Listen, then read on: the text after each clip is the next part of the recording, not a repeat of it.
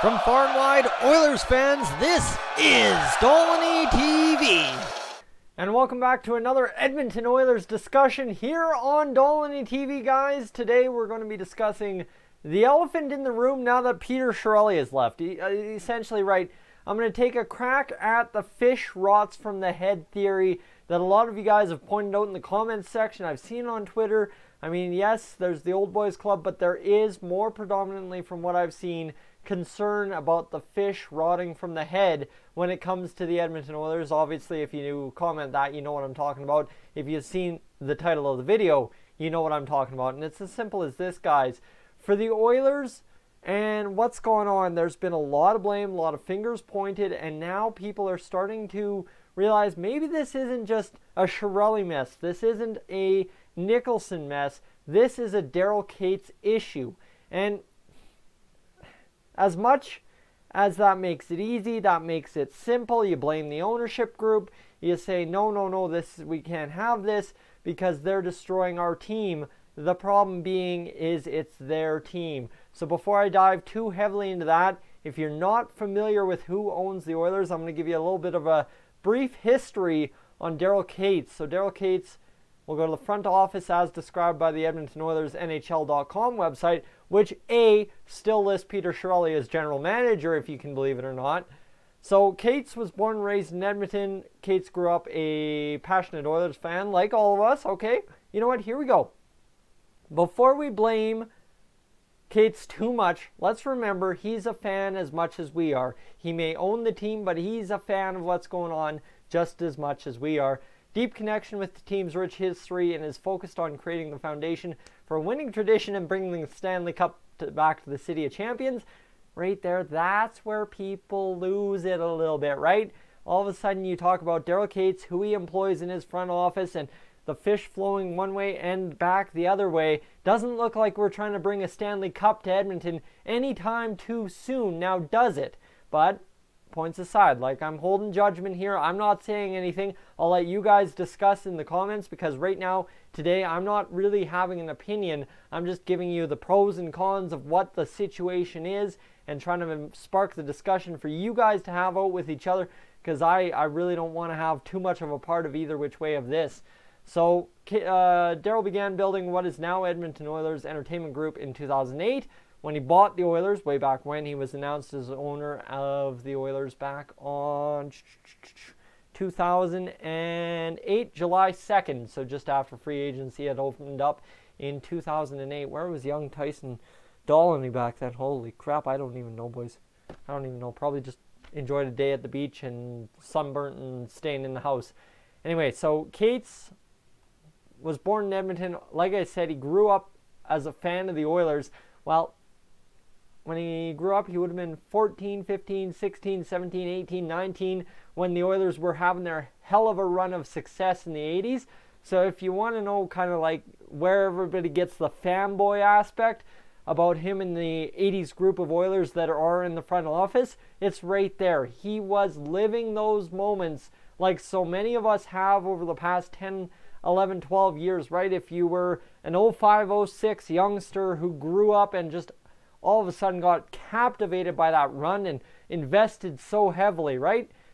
We all invest in the Oilers at some different point that makes us a lifelong fan. Obviously, things happen along the way. We say that, say this, but we're all invested in this for a reason. Katz's reason. He grew up in an era of success, which is unreal. And I know it sounds like I'm trying to defend Katz, but hold on. I'm going to go the other way here in a second. So that's a little bit about Katz, right? Bought it in 2008, and the thing is, the Oilers sold, if I'm not mistaken, for, where is it? 200 million. 200 million in 2008. Could you imagine the Oilers selling for 200 million? I mean, some teams or some guys would try and buy it for a nickel because it's such a dumpster fire at this point, but the Oilers do have worth given what the history and all that and the building and all is.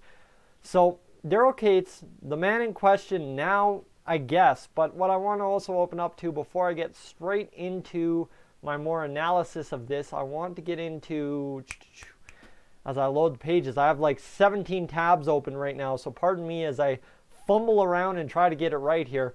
I put out a poll for you guys earlier today, about 2 hours before recording this video. I said, who do we blame now, Oilers fans? And I put 3 options on there: Nicholson, Katz, and still Chiarelli. I put that on there with in mind that I was going to talk about Daryl Katz and the ownership aspects of the mess that's going on at this point. Katz received 23% of the vote.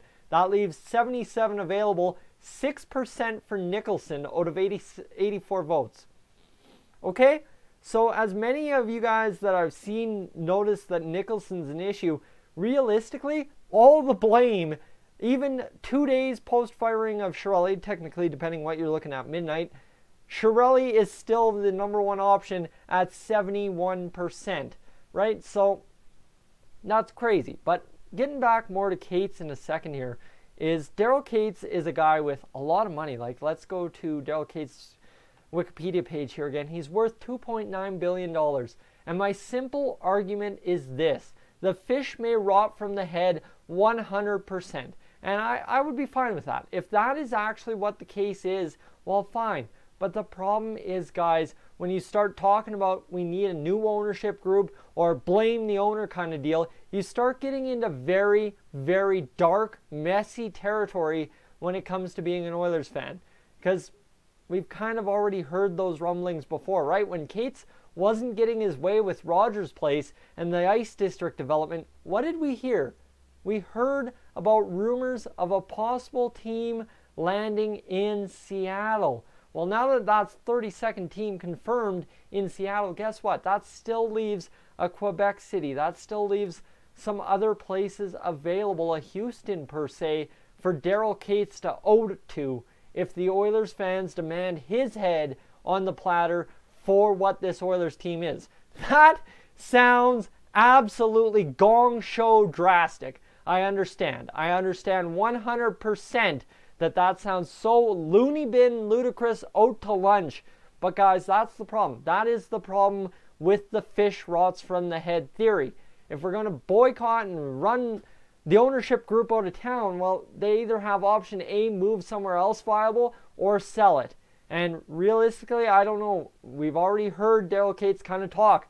Oh man, yeah, we could move a team to Seattle. That, I don't think there was an official statement ever from him about that. But the rumblings were there, right? The Bob McKenzie's, the Darren Dragers, those types of guys were reporting that if the case with Rogers Place doesn't go ahead, the team may move. That was scary times. Honestly, I can't even remember what year that was, but those were scary times to be an Oilers fan, guys. And to think that all of a sudden now we're in a situation where we're looking at it one of two ways. Either the whole front office has to go, but then you've still got the owner, the same owner, right? No matter what you do, unless you got everything completely, do we really have a different team? That's the question that a lot of guys are asking, and upper management and ownership have been brought into question as to how much pull they have in the Edmonton Oilers front office. So the fish rots from the head theory is very, very scary both ways, right? Well, if ownership is making these moves, the Hall move, the Koskinen signing, the Lucic signing, if those moves are being made by the uppermost brass of the Oilers organization, and all of a sudden you've got a guy like Chiarelli taking the fall for those bad moves, man, like that is scary to think that we have a guy doing a job that isn't, he's literally just getting paid to be a face. And maybe we have to look at that. But then you start looking and you start yelling at the ownership group, you start yelling at everybody up there, and you start talking about a team relocating, right? There is no real fine balance here. If you want Katz to axe everybody in the front office, like upper management and everything, well, okay, cool, but Katz is still there. But now if you're calling for Katz's head, you start talking about different things happening that Oilers fans really don't want to see happening, I think. I know it's drastic, I know it's out to lunch, but I'm just saying we maybe have to think for a second before we start going all too crazy on what needs to be done, right? Right now, I think as Oilers fans, now that Chiarelli's been fired, we need to take the All-Star break, and I'm still going to do these Oilers videos, don't get me wrong, to just breathe, relax, and maybe cool our heads, cool our jets, and just see how things pan out from here. Because we like to take everything one big swing this way one big swing that way, settle on one side for about 2-3 weeks, and then go back this way. I know, I'm the voice box of that. I understand that half the time. I'm the one throwing the crazy theories like I am today, and I'm fine doing that.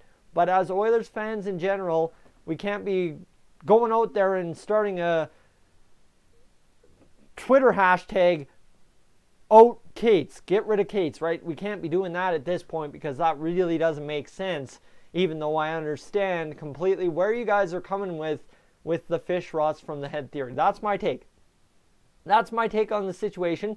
I don't know if you guys agree. Like I said, I was opening this up to discussion. I want you to hit me up in the comment section down below. I think I've made an engaging comment and an engaging discussion. Let me know your guys' thoughts. I really want to hear them, and I really want to get back discussing with you guys. The last couple of days, way too many comments. I've been way too overwhelmed. I've been working, so it's been crazy. But let's talk in the comments tonight. I'm Tyson, this is Dolynny TV. Thank you so much for tuning in. I will catch you in the next one.